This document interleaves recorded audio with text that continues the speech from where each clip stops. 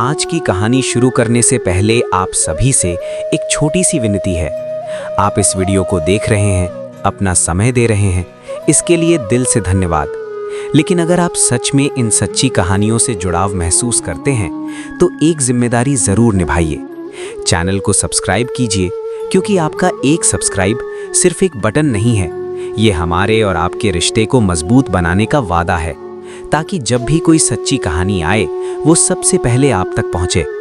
अब शुरू करते हैं आज की सच्ची कहानी।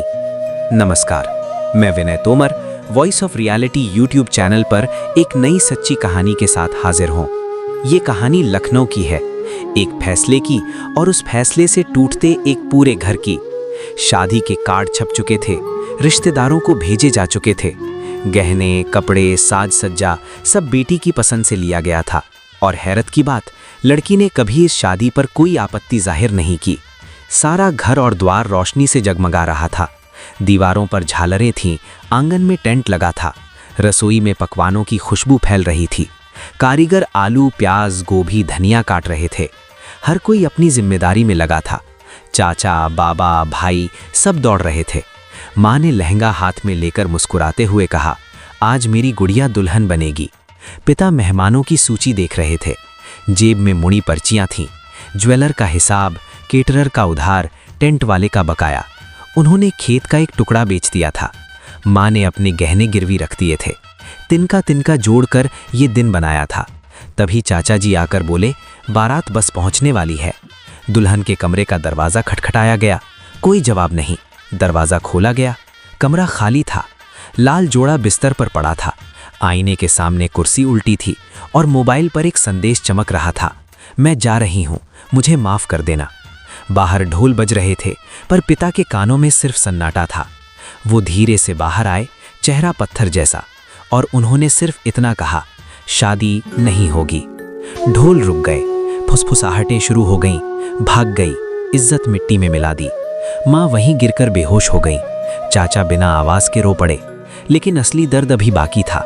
अगली सुबह पहली दस्तक ज्वेलर, दूसरी केटरर, तीसरी टेंट वाला। हर दस्तक मानो आत्मसम्मान पर हथौड़े की चोट।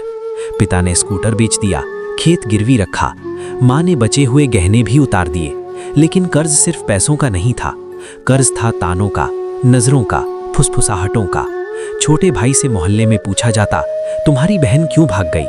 पिता ने एक रात आसमान की ओर देखा और पहली बार उनकी आंखें भर आईं। अब सवाल ये नहीं है कि किसी को प्यार करने का हक है या नहीं, हर किसी को है। लेकिन क्या फैसला लेने का सही समय नहीं होना चाहिए? अगर रिश्ता स्वीकार नहीं था तो पहले क्यों नहीं कहा गया? एक दिन पहले क्यों नहीं? एक महीने पहले क्यों नहीं? माँ बाप दुश्मन नहीं होते। हो सकता है वे हर बात ना समझ पाएं, लेकिन वे अपमान के लायक भी नहीं होते।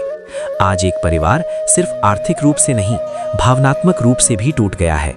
और सच ये है, लड़की वाले हों या लड़के वाले, इन बचकानी हरकतों से दोनों परिवारों का सम्मान जाता है। इन सभी मुख्य कारणों से कुछ परिवार भय में जी रहे हैं। आज ज़रूरत है कि युवा वर्ग अपने फैसलों के साथ साथ अपने परिवार की इज्जत का भी ध्यान रखे। माँ बाप से बढ़कर इस दुनिया में कुछ नहीं। सच्ची ईश्वर की पूजा यही है, माँ बाप का सम्मान। भगवान की पूजा, मंदिर, तीर्थ सब तभी सुख और शांति देंगे जब आप अपने माता पिता और समाज का सम्मान करेंगे।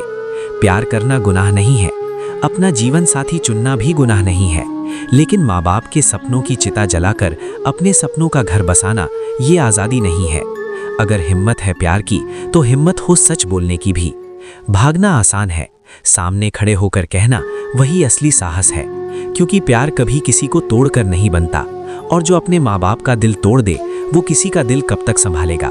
सोचिएगा, कहीं आपकी एक चुप्पी किसी घर की आखिरी मुस्कान तो नहीं छीन रही। मैं Vinay Tomar voice of reality पर फिर मिलूंगा एक और सच्ची कहानी के साथ। जय हिंद, जय भारत।